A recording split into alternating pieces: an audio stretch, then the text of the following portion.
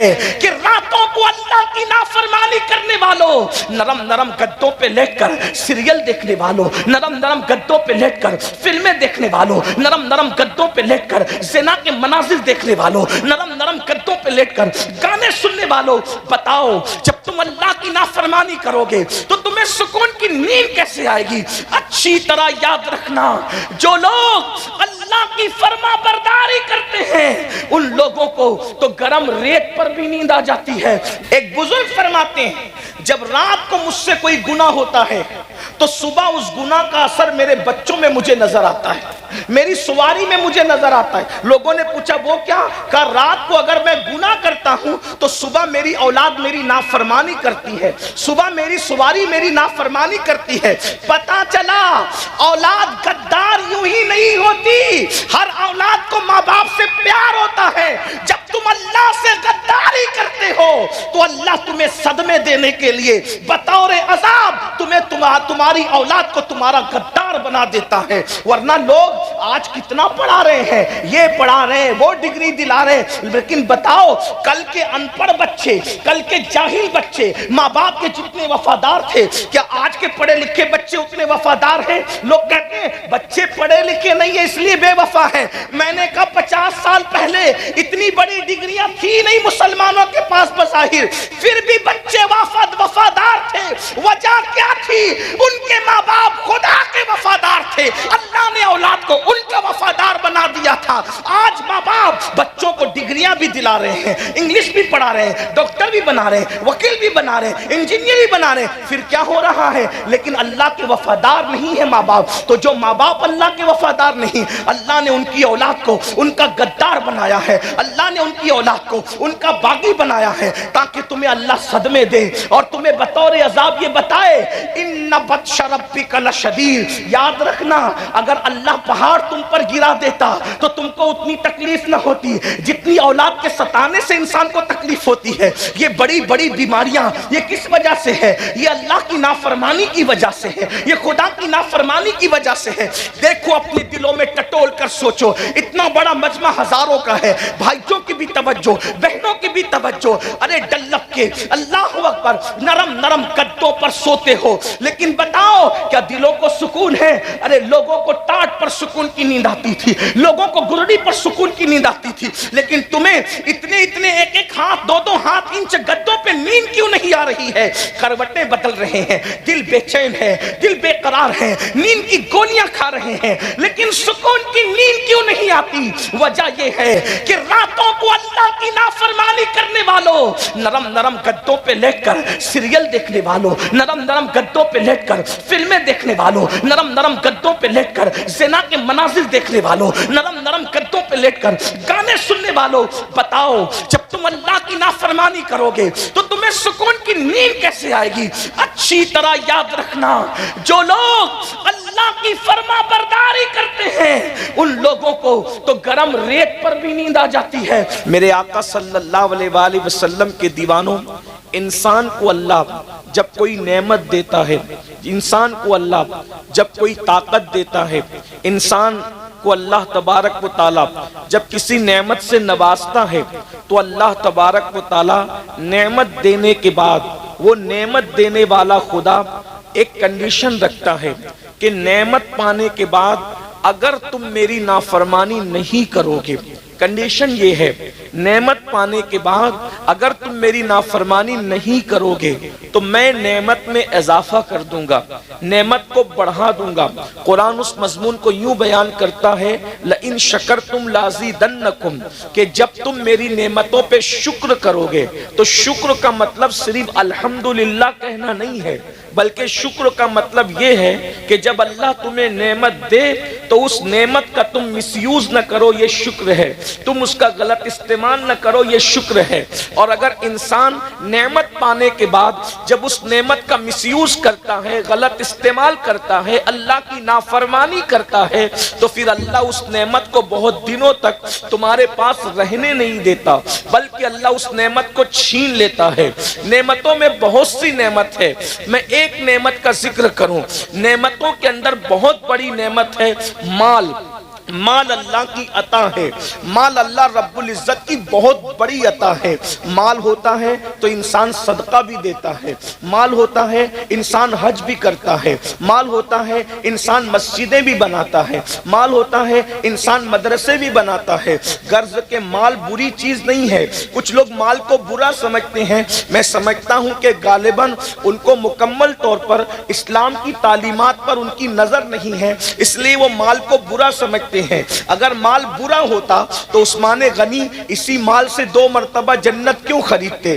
آپ جانتے ہیں کہ مال، اللہ اکبر، اگر فرعون کے پاس گیا تو اس نے فرعون کو جہنم کا کندن بنا دیا، جہنم کا ایندھن بنا دیا، اللہ اکبر، جہنم کا ایندھن بنا دیا، کندن کیا بنتا، ایندھن بنا دیا۔ نمرود کے پاس گیا، اس کو جہنم کا ایندھن بنا دیا۔ بخت نصر کے پاس گیا، اس کو جہنم کا ایندھن بنا دیا۔ شداد کے پاس گیا، اس کو جہنم کا ایندھن بنا دیا۔ لیکن وہی مال جب سیدنا عثمان غنی کے پاس آتا ہے تو عثمان غنی 2 مرتبہ اسی مال سے جنت خریدتے نظر آتے ہیں۔ اور اللہ کے رسول نے کسی صحابی کو وہ نہیں فرمایا جو سیدنا عثمان غنی کو فرمایا۔ جب سرکار عثمان غنی نے 300 اونٹ مال سے بھر کر جنگ تبوک کے موقع پر چندے کے طور پر اسلام کو پیش کیا تو میرے آقا نے ارشاد فرمایا، آج کے بعد عثمان کچھ بھی کرے اس کو کوئی عمل نقصان نہیں پہنچائے گا، عثمان کچھ بھی کرے اللہ اس کو جنت ہی عطا فرمائے گا۔ اندازہ فرمائیں یہ مال کی برکت ہے۔ میرے بھائیوں، مال سے آپ نے جنت خریدی ہے۔ اسی طریقے سے آقا ارشاد فرماتے ہیں، من بنا للہ مسجدا بنا اللہ لہ بیتا فی الجنہ، کہ جو اللہ کے لیے مسجد بناتا ہے اللہ اس کے لیے جنت میں محل بناتا ہے۔ بھائیوں بتاؤ، اگر انسان کے پاس مال نہ ہو تو کیا وہ مسجد بنا سکتا ہے؟ وہ مسجد کی تعمیر کر سکتا ہے؟ نہیں، ہرگز تعمیر نہیں کر سکتا۔ اسی طریقے سے حج کرنے جاؤ تو ہر قدم پہ نیکی ملتی ہے، حج کرنے والے کے تمام گناہ معاف ہو جاتے ہیں، حج کرنے والا گناہ سے ایسے پاک ہوتا ہے جیسے ابھی اپنی ماں کے پیٹ سے پیدا ہوا۔ بتاؤ کیا بغیر پیسے کے کوئی حج کر سکتا ہے؟ اللہ اکبر۔ اسی پر آپ قیاس کر لیں۔ اور ایک بات اور سن لیں، میرے آقا فرماتے ہیں صدقہ دیا کرو، اس لیے کہ صدقہ بلاؤں کو ٹال دیتا ہے، صدقہ بری موت سے بچا لیتا ہے، صدقہ انسان کو بری موت سے بچاتا ہے۔ جو چاہتا ہے کہ اللہ اس کو بری موت نہ دے اور بری موت سے اس کی حفاظت ہو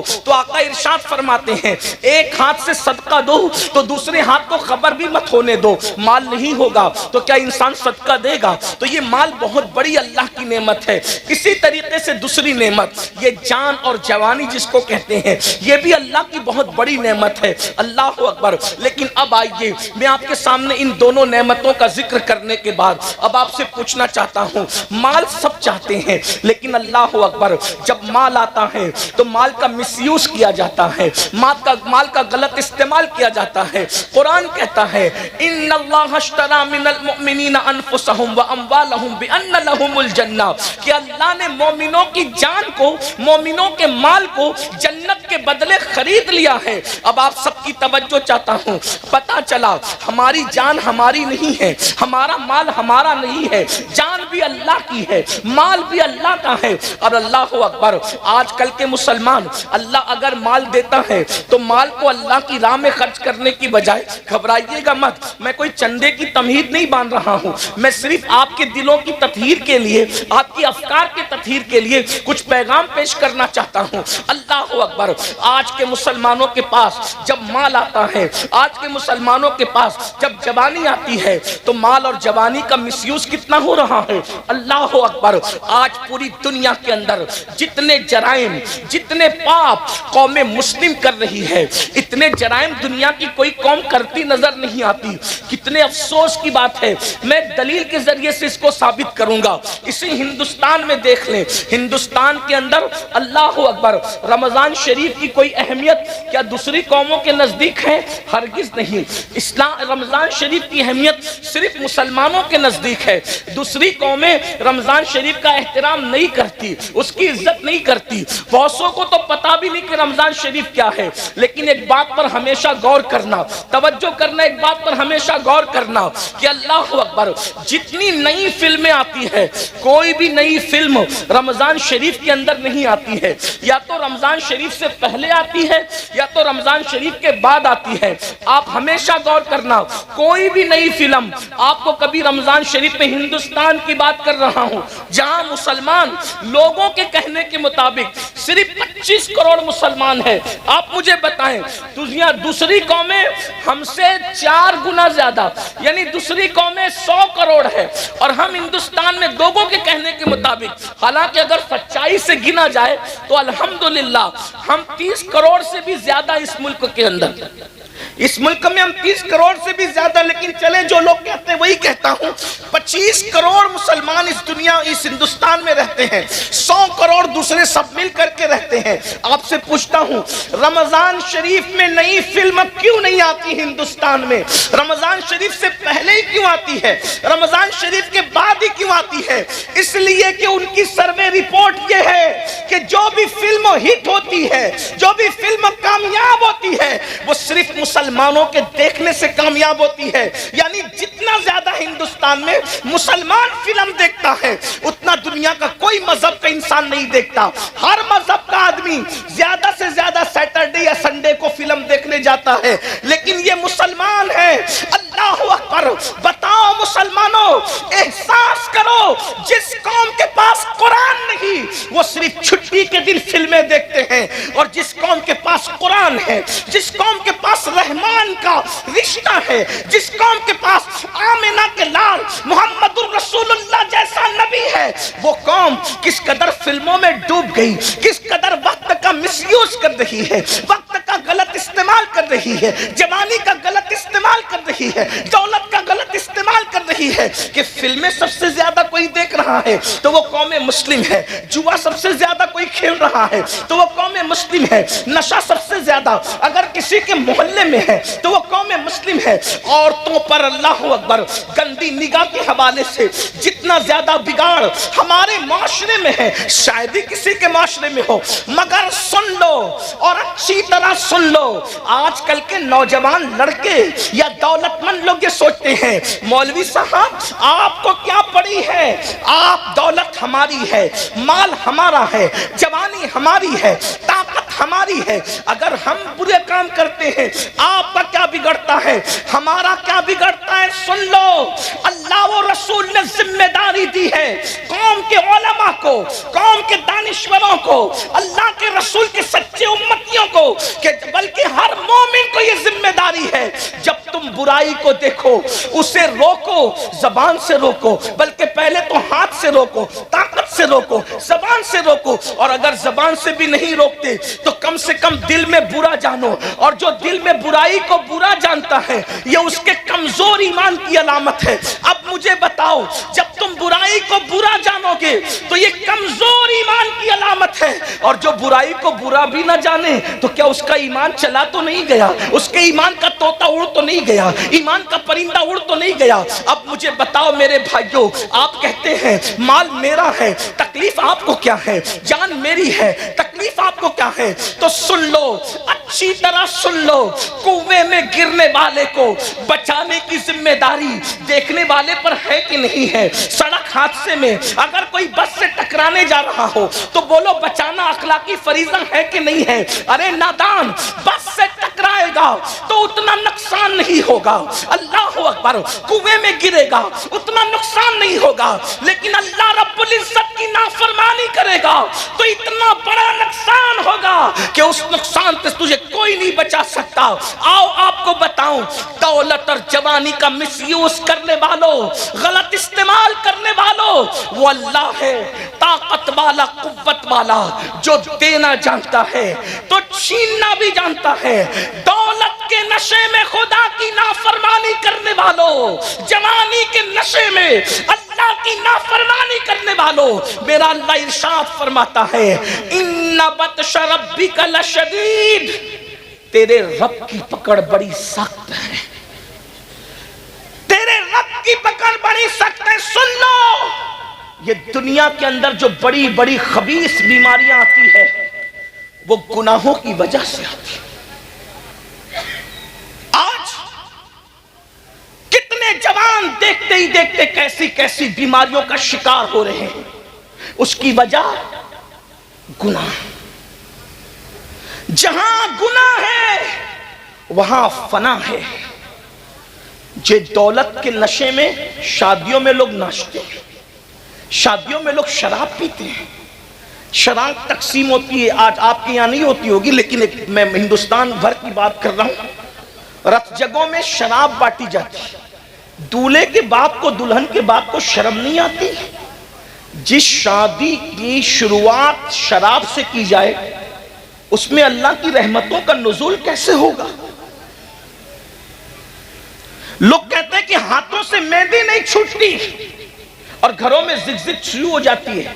جو شادی میں اللہ کے رسول کا دل دکھایا جائے، جس شادی میں مصطفیٰ جان رحمت کے دل پہ نشتر لگائے جائیں، بتاؤ کیا اس شادی کے اندر کبھی برکت ہو سکتی ہے؟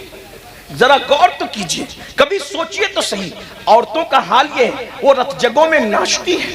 وہ شریف عورتیں جن کے پردے کا اللہ نے حکم دیا ہے، عورتیں شادیوں میں ناچتی، عورتیں شادیوں میں گانے گاتی ہیں. لوگ سنتے ہیں رت جگہ کی رسم، اس کی رسم، اس کی رسم. میری بہنوں سن لو اور اچھی طرح کان کھول کر سن لو.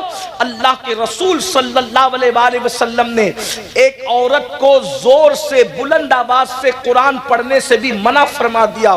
فرمایا گیا عورت کی آواز بھی عورت ہے، عورت کو بلند آواز سے قرآن پڑھنے کی اجازت نہیں ہے. اب آپ مجھے بتائیں میرے بھائیوں میری بہنوں، جس عورت کو بلند آواز سے قرآن پڑھنے کی اجازت نہیں، وہ عورت آخر گانے کیسے گا رہی ہے؟ وہ عورتیں ناچ کیسے رہی ہے؟ اور پھر اس شادی میں برکت کیسے ہو سکتی ہے؟ اللہ اکبر. تو یاد رکھنا اللہ رب العزت کی پکڑ بڑی سخت ہے، اور جب اللہ کسی پہ پکڑ کرتا ہے اس کے گناہ کی وجہ سے تو دنیا کی کوئی طاقت بچا نہیں سکتی. میرے بھائیوں آج لوگوں کا یہ ذہن بنتا جا رہا ہے، ارے مولانا آخرت میں جو ہوگا دیکھا جائے گا. میرے بھائی اللہ آخرت میں جو پکڑ کرے گا وہ تو کرے گا.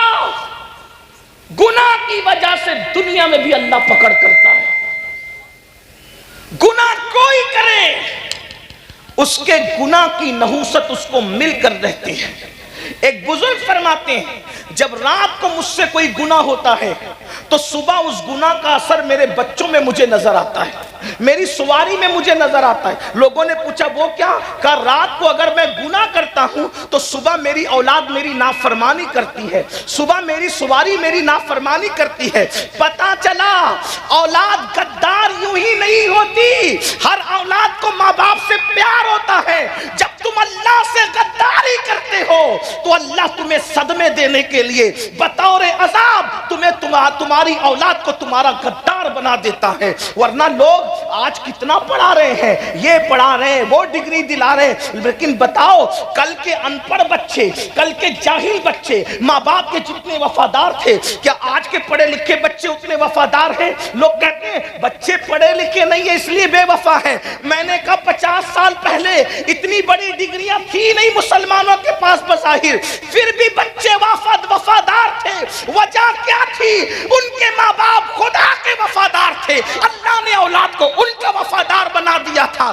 آج ماں باپ بچوں کو ڈگریاں بھی دلا رہے ہیں، انگلش بھی پڑھا رہے ہیں، ڈاکٹر بھی بنا رہے ہیں، وکیل بھی بنا رہے ہیں، انجینئر بھی بنا رہے ہیں. پھر کیا ہو رہا ہے؟ لیکن اللہ کے وفادار نہیں ہے ماں باپ. تو جو ماں باپ اللہ کے وفادار نہیں، اللہ نے ان کی اولاد کو ان کا غدار بنایا ہے، اللہ نے ان کی اولاد کو ان کا باغی بنایا ہے تاکہ تمہیں اللہ صدمے دے اور تمہیں بطور عذاب یہ بتائے ان بطش ربک لشدید. یاد رکھنا اگر اللہ پہاڑ تم پر گرا دیتا تو تم کو اتنی تکلیف نہ ہوتی جتنی اولاد کے ستانے سے انسان کو تکلیف ہوتی ہے. یہ بڑی بڑی بیماریاں یہ کس وجہ سے ہے؟ یہ اللہ کی نافرمانی کی وجہ سے ہے، یہ خدا کی نافرمانی کی وجہ سے ہے.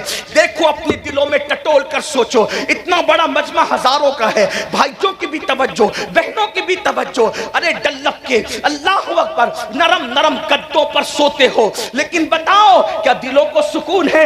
ارے لوگوں کو ٹاٹ پر سکون کی نیند آتی تھی، لوگوں کو گرڑی پر سکون کی نیند آتی تھی، لیکن تمہیں اتنے اتنے ایک ایک ہاتھ دو ہاتھ انچ گدوں پہ نیند کیوں نہیں آ رہی ہے؟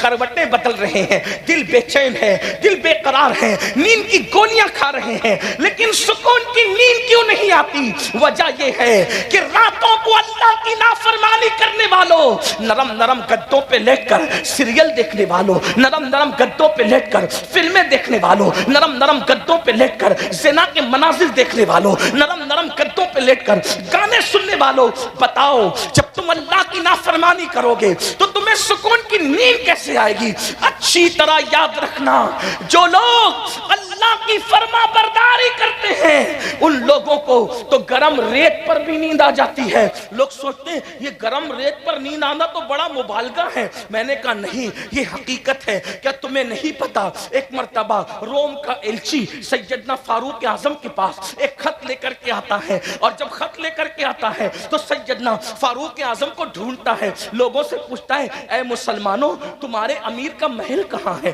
تمہارے امیر کا محل کہاں ہے؟ مسلمان کہتے ہیں جو ہمارا امیر ہے وہ محلوں میں نہیں رہتا، جیسے جھوپڑوں میں ہم رہتے ہیں ویسی مٹی کے جھوپڑے میں وہ بھی رہتا ہے۔ تو کہا وہ ملے گا کہاں؟ کہا اتفاق سے ابھی گھر میں بھی نہیں ہوگا ہمارا امیر، وہ اپنی بکریوں کو لے کر اپنے اونٹوں کو لے کر جنگل میں گیا ہے اور وہ بکریاں چرا رہا ہوگا۔ وہ کہاں ہوگا؟ وہ فلاں جنگل میں ہوگا۔ اندازہ فرمائے میری قوم کے جوانوں، نرم نرم گدوں پہ سسکیاں لینے والوں، کاروبار کے لیے تڑپنے والوں، بزرگوں سے تعویذ کا مطالبہ کر کے اپنی تقدیر کو سنوارنے کی کوشش کرنے والوں، بڑی معذرت کے ساتھ کسی ولی کا تعویذ ہماری قسمت کو سدھار نہیں سکتا جب تک ہم اللہ کی نافرمانی کرتے رہیں گے، جب تک ہم پاپ کرتے رہیں گے، جب تک ہم جرائم کرتے رہیں گے۔ ارے نیکوں کی دعا سے اللہ ان کا حصہ اٹھا لیتا ہے جو نمازوں میں غفلت کرتے ہیں، جو نمازوں میں سستی کرتے ہیں۔ خدا کے لیے بیدار ہو جاؤ، اپنے مسائل کا حل کسی انسان کے دروازے پر نہیں ہے، ہمارے مسائل کا حل کل بھی اللہ کے در پہ تھا، آج بھی اللہ کے در پہ ہے، قیامت تک اللہ کے در پہ رہے گا۔ اس کی چوکھٹ سے وابستہ ہو جاؤ۔ کب تک غداری کرو گے؟ کب تک بے وفائی کرو گے؟ کب تک نافرمانی کرو گے؟ سنو سنو، روم کا ایلچی جب اس کو پتا چلتا ہے کہ مسلمانوں کا امیر 3 بر اعظموں پر بلا شرکت غیر حکومت کرنے والا عمر ابن خطاب جنگل بکریاں لے کر گئے بکریاں چرانے کے لیے، تو وہ جنگل پہنچا، جنگل میں گیا تو ایک منظر دیکھا۔ یہ منظر کیا تھا؟ دیکھ، کھلے آسمان کے نیچے ایک درخت ہے، اور اس درخت کے نیچے مسلمانوں کا امیر 3 بر اعظموں پہ حکومت کرنے والا اپنے ہاتھ کا تکیہ بنا کر ریت پہ سو رہا ہے، ریت پہ سو رہا ہے۔ اس نے دیکھا، اس کو حیرت ہوئی کہ میرے بادشاہ لوگ نرم نرم گدوں پر محلوں میں باڈی گارڈ کے پہروں میں سکون سے سو نہیں پاتے، یہ اکیلے چین سے سو رہا ہے۔ اس کو یوں لگا اگر میں اس کا قصہ تمام کر دوں تو مجھے کتنا انعام ملے گا۔ جیسے ہی یہ سوچا فاروق اعظم نے کروٹ لی، باروب چہرہ آنکھوں کے سامنے آیا، لرز گیا، آنکھیں کھول کے پوچھی کیا بات ہے؟ اس نے کہا روم کا ایلچی ہوں، خط لایا ہوں، لیکن اس سے پہلے ایک بات پوچھتا ہوں، ہمارے آقاؤں کو تو نرم گدوں پہ نیند نہیں آتی، آپ اتنی سکون سے ریت پہ کیسے سو رہے ہیں؟ فاروق اعظم کا جملہ تھا جو ظلم نہیں کرتا اس پر کبھی ظلم نہیں کیا جاتا، اور گناہ سے بڑا کوئی ظلم ہے ہی نہیں۔ سب سے بڑا ظلم گناہ ہے، گناہ سے بڑا کوئی ظلم نہیں ہے۔ برگین والوں، گرد نواح سے آنے والوں، آج اللہ نے آپ کو ہم کو نعمت دی ہے، اور ابھی بھی وہ نعمت دے رہا ہے، اس سے پہلے کہ وہ ناراض ہو جائے اور ناراض ہو کر کے نعمت چھیننے لگ جائے۔ جو بھی نعمت کی ناقدری کی جاتی ہے نعمت چھینی جاتی ہے۔ ہندوستان کے کئی علاقوں میں مسجدوں کے اوپر کے مائک سے اذان پہ پابندی لگی، تو میں نے مسلمانوں سے کہا یہ کیوں لگی؟ یہ تو اہل سیاست جانے، دوسرا میٹر ہے، لیکن ہم صوفیہ کے غلام اس نظر سے دیکھتے ہیں، جب اذان ہوتی تھی نا تو تم اس کو سنتے نہیں تھے۔ توجہ ہے آپ کی؟ غور کریں گے آپ؟ توجہ، اذان ہوتی تھی آپ اس کو سنتے نہیں تھے، بستر میں پڑے رہتے تھے، اور اگر جاگتے تھے تو بھی اپنے کام میں لگے رہتے تھے، اذان کا ادب نہیں کرتے تھے۔ قدرت نے کہا تو میری نعمت کی قدر نہیں کرتا، اب میں تجھے اذان نہیں سنواؤں گا۔ دیکھ، غور تو کر، جس نعمت کی ناقدری کرو گے وہ نعمت تم سے چھین لی جائے گی۔ دولت کے نشے میں حرام کام کرنے والوں کو یہ عبرت کی بات ہے۔ مغل خاندان 700 سال تک ہندوستان پر حکومت کرتا رہا، اتنے پاپ اور عیاشیاں کی ان کے بعض لوگوں نے، کچھ اچھے بھی تھے لیکن زیادہ تر پاپی تھے، ان کے ایک شہزادے کا ایک لڑکی کے ساتھ چکر ہو گیا، تو اس لڑکی نے کہا کہ میری جان، میں نے کسی انسان کو مرتے نہیں دیکھا ہے، میری تمنا ہے کہ میں کسی کو مرتے دیکھوں۔ اس نے فوراً ایک بندے پر تیر چلا دیا، کہا کہ لو مرتے ہوئے دیکھ لو۔ اس طرح بے گناہوں کی ان لوگوں کے بعض لوگوں نے جانیں لی۔ پھر کیا ہوا؟ ان مغل خاندان کے بادشاہوں کے ٹھاٹ باٹ کا عالم یہ تھا کہ تاج محل کے اندر جب ناشتہ کیا جاتا تھا تو 200 ڈشیں ناشتے میں لگائی جاتی تھی، مجرے ہوتے تھے، عورتوں کو نچایا جاتا تھا، لڑکیوں کو نچایا جاتا تھا آدھے آدھے لباس پہنا کر کے، اور شراب کا دور چلتا۔ کون لوگ کرتے تھے میں ان کا نام نہیں لوں گا، لیکن اتنا ضرور ہے کہ کچھ اچھے بھی تھے کچھ برے بھی تھے۔ جب قدرت نے ان کی پکڑ کی، ان بطش ربک لشدید، جب قدرت نے ان کی پکڑ، وہ بادشاہ تھے،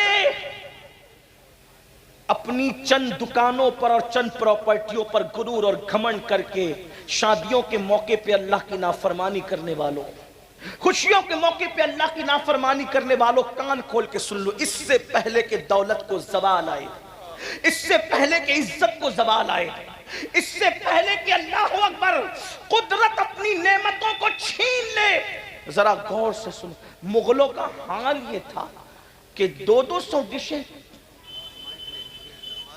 اچھا ٹھیک، کوئی بات،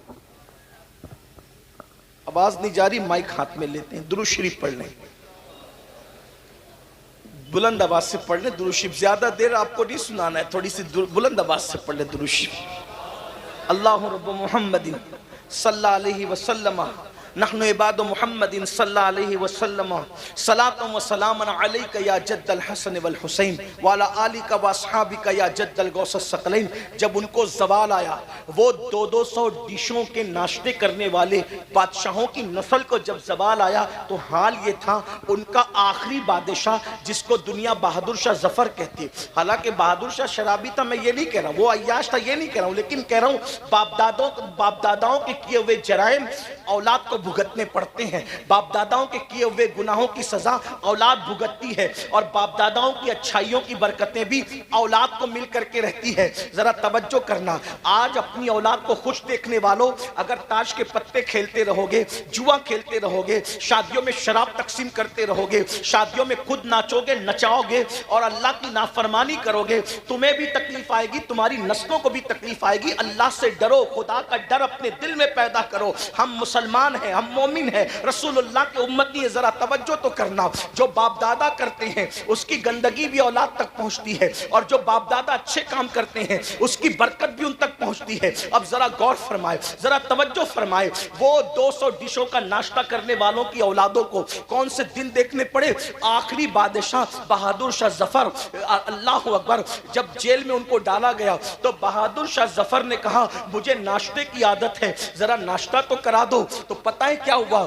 2 بیٹوں کے کٹے ہوئے سر پانی میں ابال کر ان کے سامنے تشتے میں رکھے گئے، لو بہادر شاہ ناشتہ کر لو۔ اور جب آخری مقدمہ بادشاہ لڑ رہے تھے اپنی زندگی کا کورٹ کے اندر، تو بادشاہ کے سر پر جو ٹوپی تھی وہ میلی ٹوپی تھی، کپڑے پھٹے ہوئے تھے، بادشاہ کے کپڑے پھٹے ہوئے تھے۔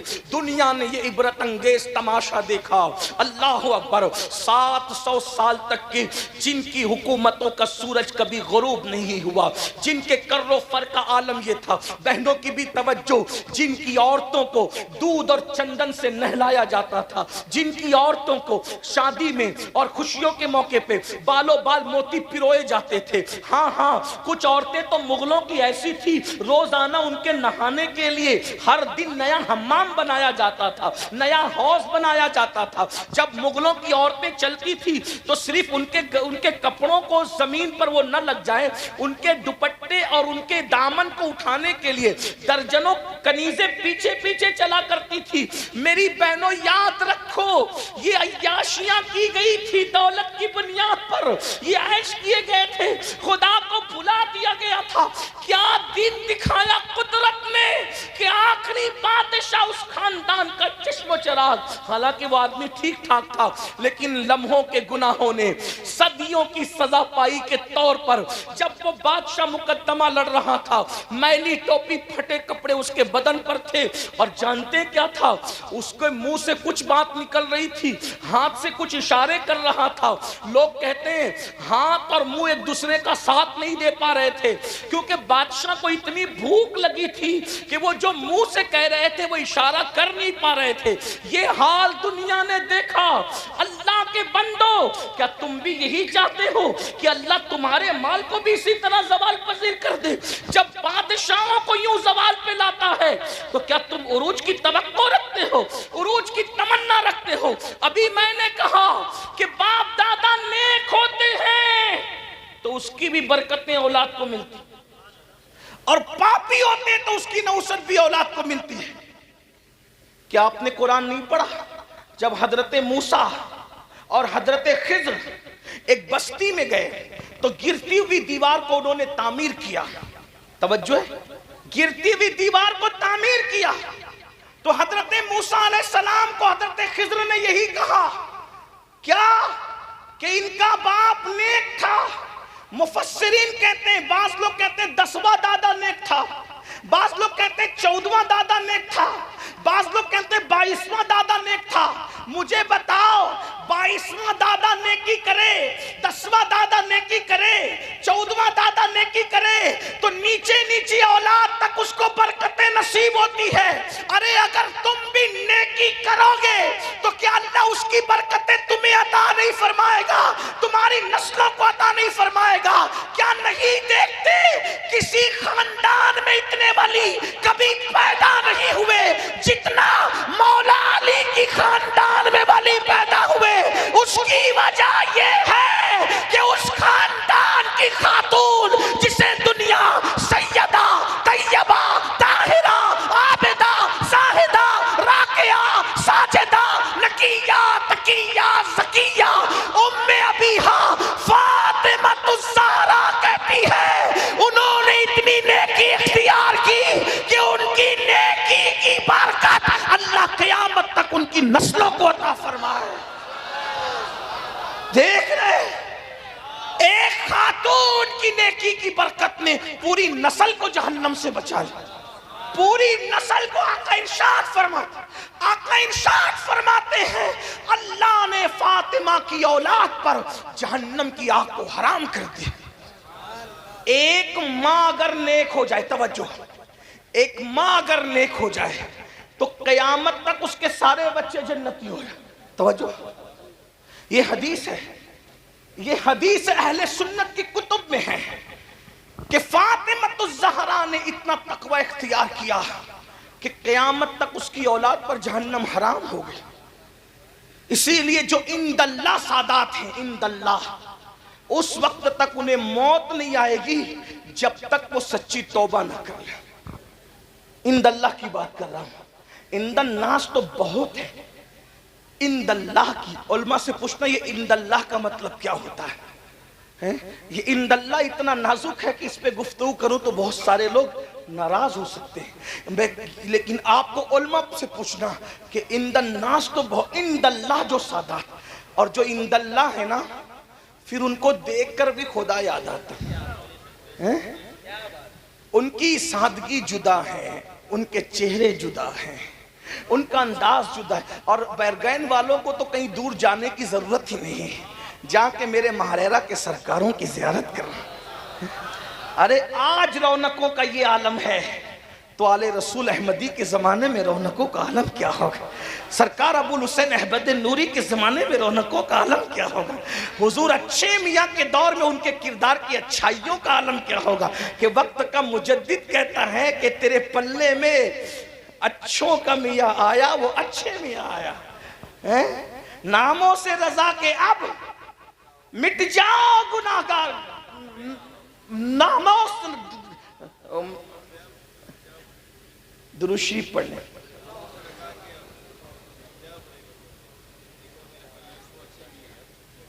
क्या? नामों से रजा के अब मिट जाओ बुरे कामों, वो मेरे पल्ले में वो अच्छे मियाँ आया, और वो अच्छे मियाँ के आया बल्कि अच्छों का मियाँ आया।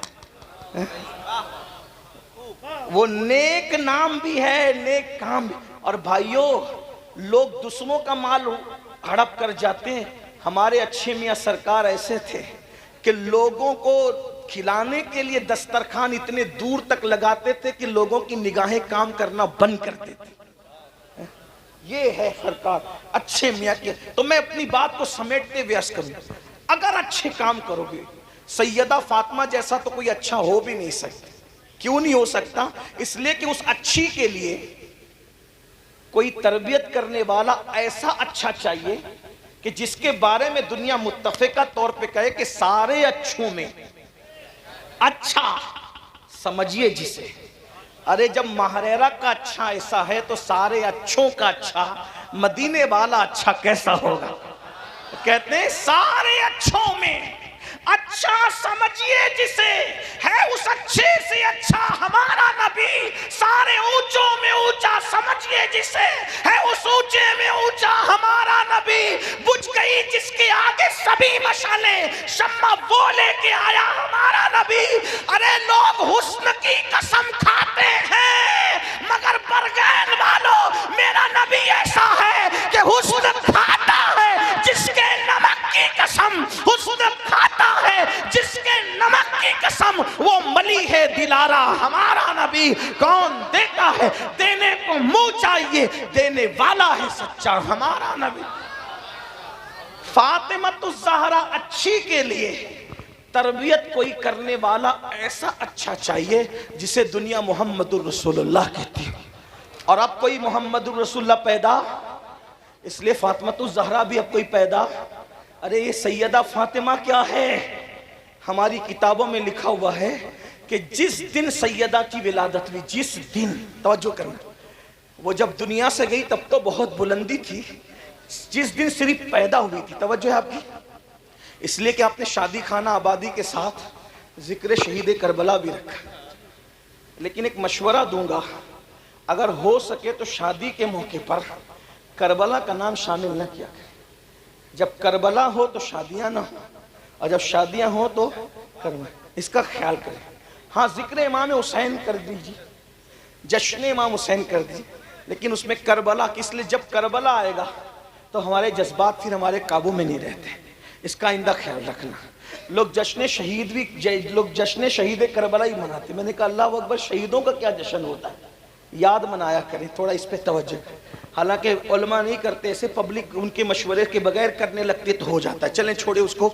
बात क्या कर रहा था मैं, वरना इसी में बात तवील हो जाएगी। इस उन्वान को छोड़ दे भी। क्या कह रहा था मैं कि जिस दिन सैयदा की विलादत, हमारी किताबों में है कि पूरा मक्के का उफुक नूर से भर गया। अहले सुन्नत की कुतुब में जिम्मेदारी मेरी है। और जिस दिन आप पैदा हुई हैं उस दिन जिब्रील आकर कहते हैं या रसूल अल्लाह, अल्लाह आपको भी सलाम कहता है और आपकी शहजादी फातिमा को भी सलाम कहता है। जिस दिन पैदा हुई है उस दिन सलाम आया है।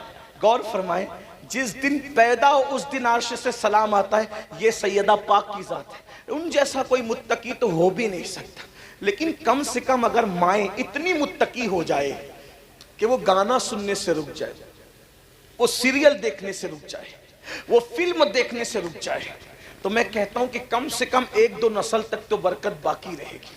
एक बात आपको बताऊं, माओं का तकवा बच्चों को बहुत मुतासिर करता है। आपने सुना होगा, एक बात मैं आपको बताऊं किस तरह बच्चों को मुतासिर करता है। आज हमारी माएँ जो बच्चों को ना नमाजी बना पाती है, ना वुजू सिखा पाती है, ना गुस्ल सिखा पाती, लेकिन हमारे मुर्शिद, चूँकि महाराजा शरीफ के करीब में बैठा हूँ तो मुझे इस वक्त महाराजा ही याद आ रहा है। महाराजा शरीफ वहाँ के जद्दे आला मुरीस आला हज़रत मीर अब्दुल वाहिद बिलगिरामी है। انہوں نے اپنی کتاب سب سنابل شریف میں ایک واقعہ لکھا ہے جس کے مفہوم کو میں اپنے الفاظ کے جامع میں پیش کر کے آپ کو سناؤں کہ ماں کتنا بڑا کردار ادا کر سکتی ہے۔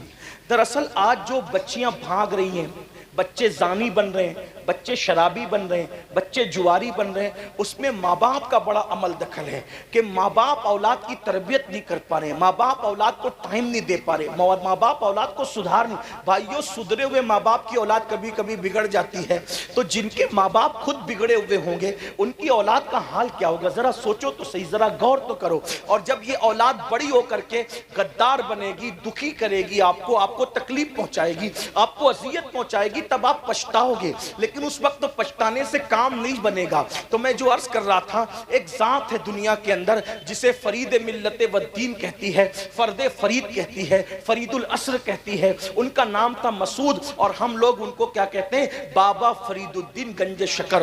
بابا فرید جیسا ولی سلسلہ چشتیہ کے اندر ایک انفرادی حیثیت رکھتا ہے۔ سرکار غریب نواز نے ان کے بارے میں کہا کہ میرا فرید ولیوں میں شہباز ہے، شہباز۔ اے قطب الدین، تو نے ایسے شہباز کا شکار کیا ہے کہ اس کی وجہ سے قیامت تک تیرا نام زندہ رہے گا۔ یہ بابا فرید ہے۔ بابا فرید کے دو لال ہیں، ایک کو نظام ملت بدین محبوب الہی کہتے ہیں، اور دوسرے کو خود کا جنازہ پڑھانے والا صابر کلیر مخدوم علاء الدین صابر کہتے ہیں۔ اللہ اکبر! خود کا جنازہ جو پڑھائے وہ مرید ہے میرے بابا فرید کا۔ اللہ اکبر! غور کریں، جب مرید کی یہ شان ہے تو بابا فرید کی شان کا عالم کیا ہوگا؟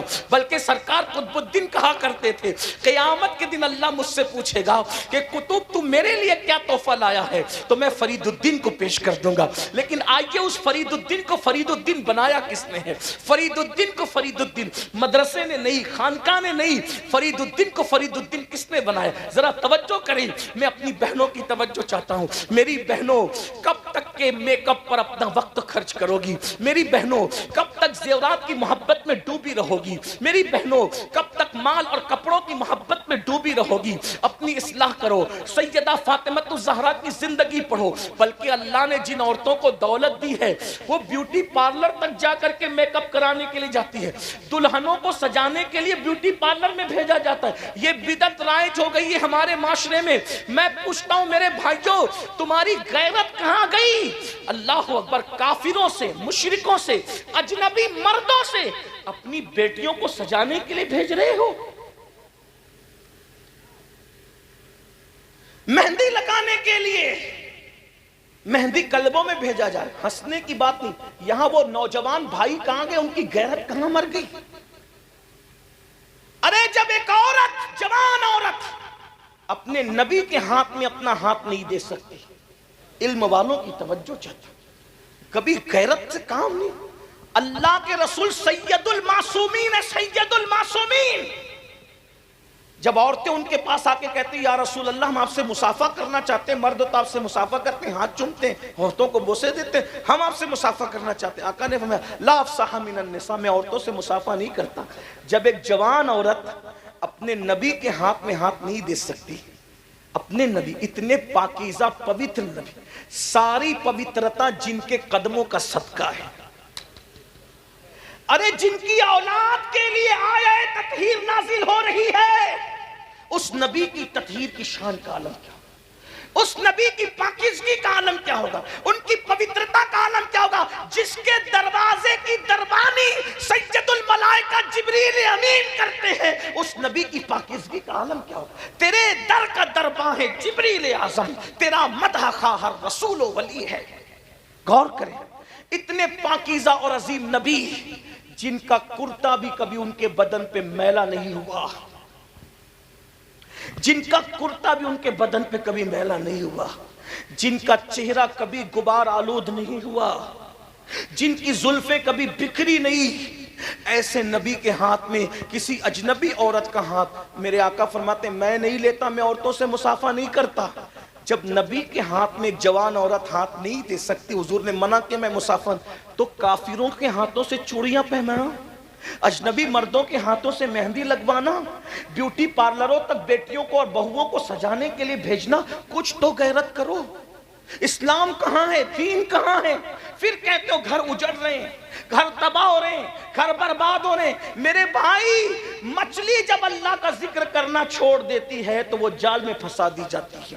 جانور جب اللہ کا ذکر کرنا چھوڑ دیتا ہے تو وہ چھری کے نیچے آتا ہے۔ درخت جب اللہ کا ذکر کرنا چھوڑ دیتا ہے تب اس پر آرا چلتا ہے۔ بتاؤ، جب یہ مخلوق جسے عبادت کے لیے پیدا نہیں کیا، جب یہ اللہ کی عبادت سے رک جائے تو ان پر مصیبت آتی ہے۔ جب ہم گناہ کریں گے تو ہم پہ مصیبتیں نہیں آئے گی، ہم پہ تکلیف نہیں آئے گی۔ کبھی غور کیا، کبھی سوچا؟ بولو، اپنی عورتوں کو مسجد میں بھیجتے ہو نماز کے لیے؟ کتنے لوگ بھیجتے ہو؟ ہاتھ اٹھاؤ۔ کوئی بھیجتے ہے اپنی بیوی کو نماز کے لیے؟ کوئی بھیجتے ہے اپنی بیٹی کو نماز کے لیے؟ کوئی بھیجتے ہے اپنی بہن کو نماز کے لیے؟ غیرت کہاں مر گئی سنیو؟ جب ہمارے گھر کی عورتیں سب سے اعلیٰ جگہ، سب سے افضل جگہ جسے مسجد کہتے ہیں، اللہ کا گھر کہتے ہیں، جب ہم اپنی عورتوں کو مسجد میں نہیں بھیج سکتے عبادت کے لیے تو میک اپ کے لیے بیوٹی پارلروں میں کیسے بھیج سکتے ہیں؟ مہندی لگانے کے لیے مہندی کلبوں میں کیسے بھیج سکتے ہیں؟ میں سجانے کے لیے منع نہیں کرنا ہوں، میں سنوارنے کے لیے منع نہیں کرنا ہوں، لیکن اتنا پوچھنا چاہتا ہوں، مہندی لگانے عورتوں سے لگاؤ، اگر میک اپ کروانے عورتوں سے کرواؤ۔ اسلام نے میک اپ کے لیے منع نہیں کیا، سنگھار کے لیے منع نہیں کیا، ہمارا اسلام تو اجازت دیتا ہے، بلکہ یہاں تک فرمایا ایک عورت اگر شوہر کے لیے سنورتی ہے تو اللہ اس کو نفل پڑھنے سے زیادہ ثواب عطا فرماتا ہے۔ لیکن میری بہنوں کو کون سمجھائے؟ اپنی آخرت کو تباہ نہ کرو، اپنی آخرت کو برباد نہ کرو۔ اللہ کا عذاب سخت ہے، اگر ایک گناہ کی ایک سزا اللہ سارے پہاڑوں پہ ڈال دے تو سارے پہاڑ مل کر بھی اللہ کا ایک عذاب کو برداشت نہیں کر سکتے، ایک عذاب کو اٹھا نہیں سکتے۔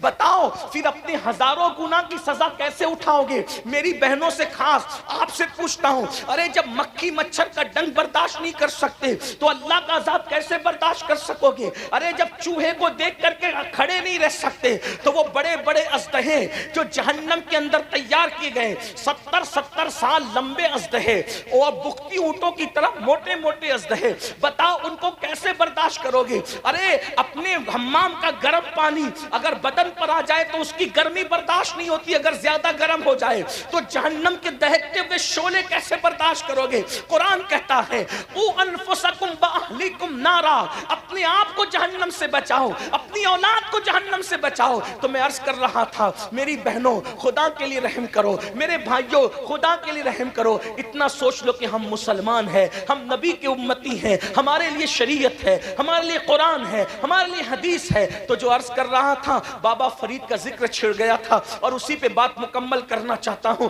سرکار بابا فرید الدین گنج شکر ابھی 15 سال سے بھی زیادہ کی عمر نہیں۔ کتنی عمر ہے؟ 15 سال سے زیادہ کی عمر نہیں ہے، اس سے کمی ہے۔ ابھی چہرے پہ داڑھی کے بال بھی نہیں نکلے، اس لیے کہ بابا صاحب 15 سال میں تو مرید ہو چکے تھے۔ یہ مرید ہونے سے پہلے کا واقعہ ہے۔ بابا صاحب کے چہرے پہ ابھی داڑھی کے بال نہیں نکلے، ابھی پڑھ رہے ہیں، طالب علمی کا دور ہے، ابھی پڑھائی جاری ہے آپ کی۔ ملتان میں پڑھائی کی، دلی میں پڑھائی کی، بہت پڑھا بابا صاحب نے، اتنا پڑھا کہ اپنے دور کے شیخ الاسلام کہلائے۔ بابا صاحب کو اپنے زمانے کا شیخ الاسلام، اور اپنے زمانے کا شیخ الاسلام تو لوگ کہتے ہیں ہم تو ان کے غلام ہیں، ہم تو ان کو ان کے بعد کے ہر دور کا شیخ الاسلام مانتے ہیں۔ بابا صاحب نے اتنا پڑھا، 15 سال کی عمر میں بابا قطب الدین بختیار کاکی کے مرید ہو گئے تھے، لیکن یہ اس سے پہلے کی بات ہے، مطلب 15 سال سے پہلے کی بات۔ چہرے پہ داڑھی کے بال بھی نہیں نکلے۔ پیری مریدی کا ذکر سنا؟ مرید ہونے کے لیے چلتے چلتے چلتے چلتے بغداد شریف پہنچ گئے، پیر ڈھونڈنے کے لیے بغداد شریف پہنچے۔ بغداد شریف پہنچے تو وہاں پر ڈنکے بج رہے تھے، کس کے؟ شیخ الشیوخ خاتم الاولیاء فی العراق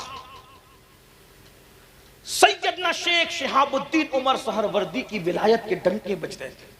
وہ شہاب الدین عمر سہروردی جس کے بارے میں حضور غوث پاک نے فرمایا، شہاب الدین تیرے بعد تجھ جیسا ولی قیامت تک ابھی عراق میں پیدا نہیں ہو سکتا۔ غوث پاک جس کی ولایت کے بارے میں یہ کہیں کہ تجھ جیسا ولی اب قیامت تک عراق میں پیدا نہیں ہو سکتا، شیخ شہاب الدین عمر سہروردی کے بارے میں ان کی ولایت کے ڈنکے بج رہے تھے۔ سرکار بابا فرید الدین گنج شکر مرید ہونے کے لیے ان کی خانقاہ میں پہنچے تو دسترخوان لگا ہوا تھا. دسترخوان پہ لوگ بیٹھ چکے تھے. جیسے یہ سلام کر کے اندر داخل ہوئے, لوگوں نے پوچھا نام کیا؟ کہا میرا نام مسعود ہے. میرا نام کیا ہے؟ فرید ان کا اصل نام نہیں, ان کا نام کیا ہے؟ مسعود. میرا نام مسعود ہے. کیوں آئے ہو؟ ہم مرید ہونے آیا ہوں شیخ سے. اچھا. سرکار شہاب الدین عمر سہروردی نے فرمایا بیٹے مرید وغیرہ کی باتیں بعد میں ہوگی, پہلے کھانا کھا لو. تھکار کیا ہو, کھانا کھا.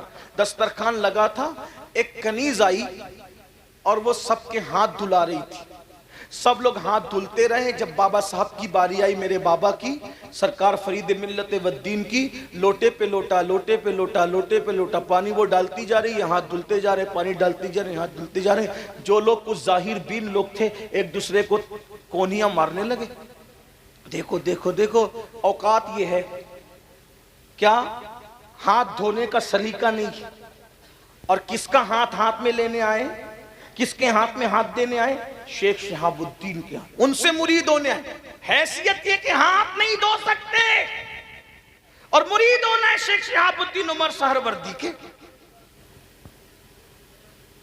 اس لیے کہ لوگ بہت جلدی میں فیصلے کرتے ہیں نا.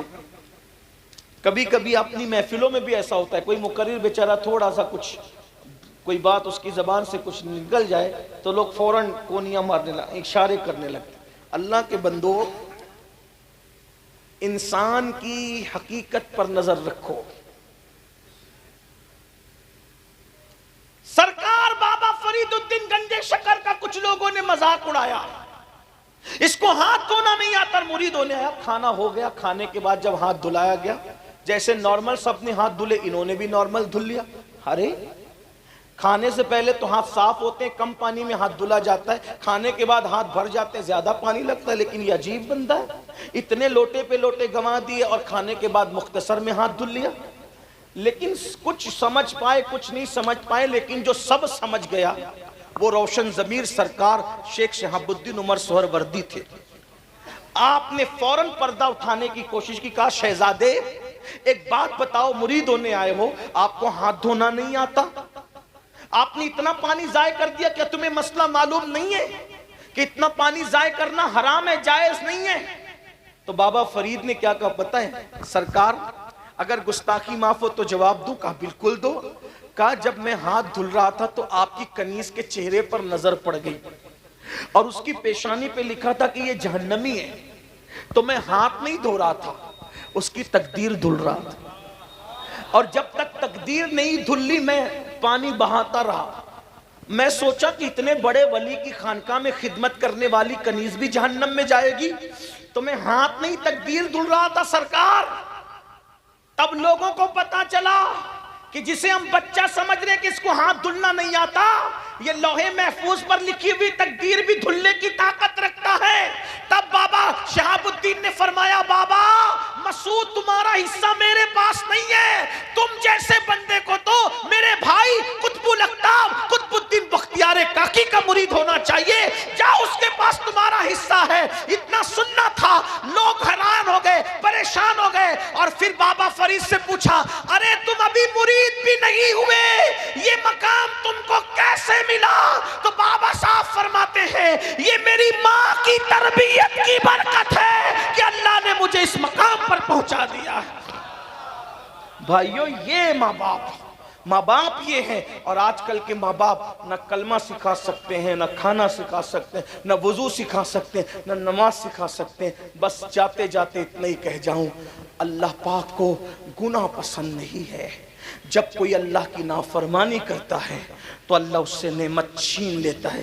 اگر اچھی آواز والا نافرمانی کرے گا آواز چھن جائے گی, اچھی صحت والا نافرمانی کرے گا صحت چھن جائے گی. آپ کہیں گے کیا کچھ ایسے بھی ہیں کہ بڈھے ہو کر بھی وہ طاقتور رہتے ہیں؟ میں نے کہا بالکل. ایک بزرگ تھے حضرت جنید بغدادی کے دور میں, اور ایک بڈھا تھا جنید دونوں کا واقعہ سن لے آخری میں. ایک بڈھا بغداد کے بازار میں بھیک مانگ رہا تھا, کوئی اس کو بھیک بھی نہیں دے رہا تھا.